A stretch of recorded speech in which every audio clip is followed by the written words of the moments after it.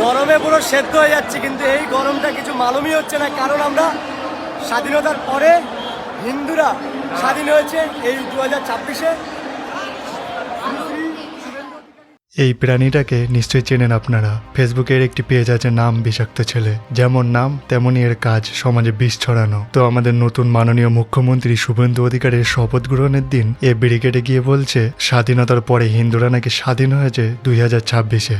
শুনে হাসিও পেল, আবার একটু করুণাও হলো, কারণ এই ধরনের কথা শুধু ইতিহাসকে অপমান করে না, বরং যারা প্রকৃত স্বাধীনতার জন্য রক্ত দিয়েছেন সেই বাঙালি বিপ্লবীদের আত্মত্যাগের মুখে চড় মারে। চলুন একটু খতিয়ে দেখি এই 75 বছরে আমরা কতটা পরাধীন ছিলাম। যে রাজ্যে ঋষি অরবিন্দ, স্বামী বিবেকানন্দ, নেতাজি এর আদর্শ অনুপ্রাণিত হয়ে সাধারণ মানুষ বুক ফুলিয়ে চলে, তাকে পরাধীন বলার সাহস পাস কোথা থেকে?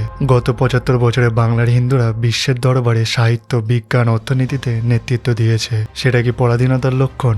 গত 7 দশকে এই বাংলায় হাজার হাজার দুর্গাপুজো হয়েছে, পাড়ায় পাড়ায় শঙ্করধ্বনি বেজেছে। তখন কি তুই ঘুমিয়েছিলিস? নাকি তখন তোর কাছে স্বাধীনতার মানেটা অন্য ছিল? আসলে সমস্যাটা স্বাধীনতার নয়, সমস্যাটা দৃষ্টিভঙ্গির। বাঙালি দীর্ঘ লড়াইয়ের ইতিহাসটাকে ছোট করা মানে তুই স্বীকার করে নিচ্ছিস যে গত 75 বছরে ভারত স্বাধীন থাকলেও পশ্চিমবঙ্গ স্বাধীন ছিল না, যা সরাসরি ভারতীয় সংবিধানকে অস্বীকার করা। যারা প্রকৃত স্বাধীনতার জন্য রক্ত দিয়েছেন সেই বাঙালি বিপ্লবীদের আত্মত্যাগের মুখে চড় মারা। মুর্শিদাবাদ, সন্দেশখালী এর মতন ঘটনাগুলো ছিল প্রাক্তন সরকারের ল অ্যান্ড অর্ডার রক্ষা করতে না পারা আর চরম ব্যর্থতার উদাহরণ, যেগুলোর জন্য সরকারকে দায়ী না করে স্বাধীনতার প্রশ্ন তুললে তো হয় না। সেগুলোর জন্য প্রশাসনের ব্যর্থতা আর সমাজের কিছু বিকৃত মানসিকতা, অমানুষরা দায়ী। সবাইকে একটাই কথা বলবো, বাংলার মাটি শ্রী চৈতন্যদেবের প্রেমের মাটি, আবার নেতাজির লড়াইয়ের মাটি। এখানে ধর্ম মানে সহাবস্থান, ভীরুতা নয়। যারা নতুন করে হিন্দু স্বাধীনতার গল্প শোনাচ্ছেন তারা দয়া করে ইতিহাসটা একবার পড়ে নেবেন। ক্ষমতার পরিবর্তন মানেই দেশ উদ্ধার নয়,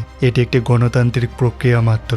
বাঙালি হতে গেলে আগে ইতিহাসটা জানুন, তারপরে ভিডিও বানাতে আসুন। বাংলা স্বাধীন ছিল, আছে আর থাকবে। সমাজের সমস্ত অপ্রীতিকর কাজের বিরুদ্ধে লড়াই জারি থাকবে। জয় হিন্দ, বন্দে মাতরম।